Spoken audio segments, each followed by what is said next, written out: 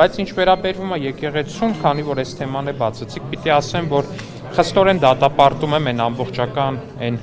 ամբողջ հակաեկեղեցական շարժումը, որը որ տարվում է Կտրիչ Ներսիսյանի եւ նրա աջակիցների կողմից, ինչպես նաեւ ընդդիմության, խստորեն դատապարտում եմ հայ առաքելական եկեղեցու օծված քահանա Տեր Արամի նկատմամբ տարվող այդ ատելության արշավը, կարծում եմ դա հենց հակաեկեղեցական բնույթ ունի, խստորեն դատապարտում եմ Կտրիչ հակաեկեղեցական շարժման առաջնորդի կողմից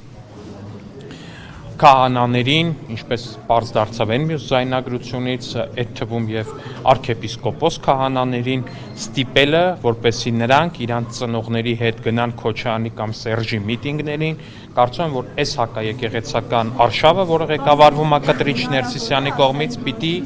հանգուցալուծվի եւ Կտրիչը պիտի հեռանա վեհարանից։ Դա նշանակում է, որ հաջորդ լինելու է հենց Հայաստանի նաև ձայնագրություն հրապարակել։ Ինչ է նշանակում հաջորդը լինելու է։ Նկատում եմ հաջորդ զոհը Ես չգիտեմ, բայց իմ կարծիքով ակնհայտ է, որ ցանկացած մեկը ով բռնանում է իր ենթակաների վրա, ստիպում է, որ պատերազմում եղբայր կորցրած քահանան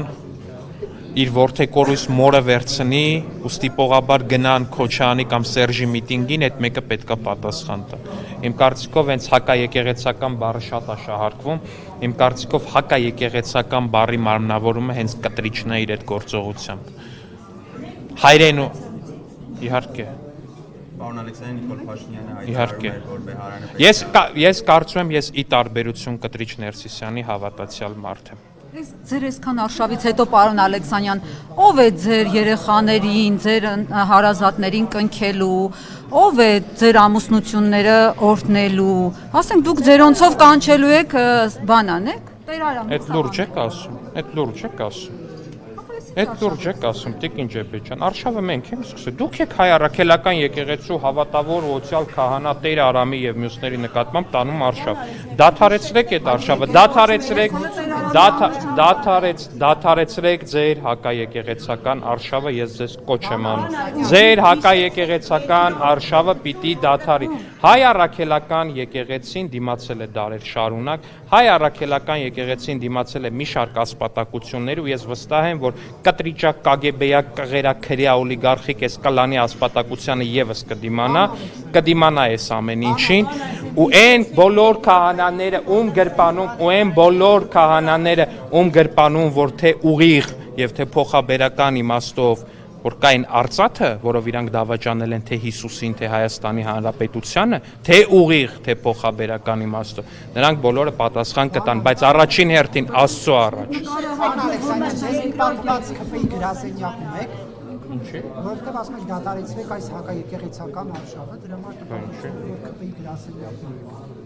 Չէ, ԿՊ-ի գրասենյակում հակաեկեղեցական արշավ անող լրագրողներ չկան, հարգելի պարոն Կիրակոսյան, դուք շփոթվում եք։ իսկ որ նշեցիք կագեբեական եւ այլն, զգացմունքները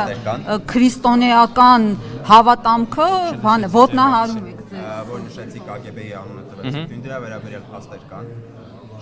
Ես կարծում եմ ակնհայտ է այդ բոլոր փաստերը։ Ուղղակի ուսումնասիրեք Խորհրդային Միության պատմությունը, ուղղակի ուսումնասիրեք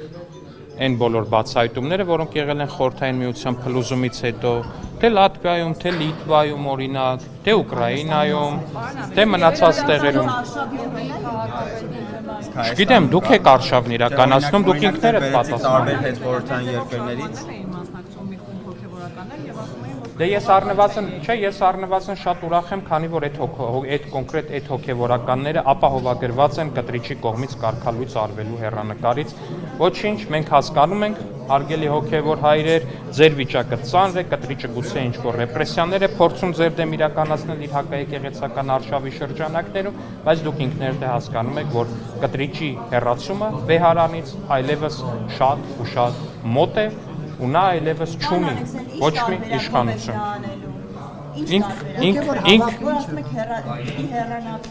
Ինքն իր ոտքով հեռանալու է վեհարանից։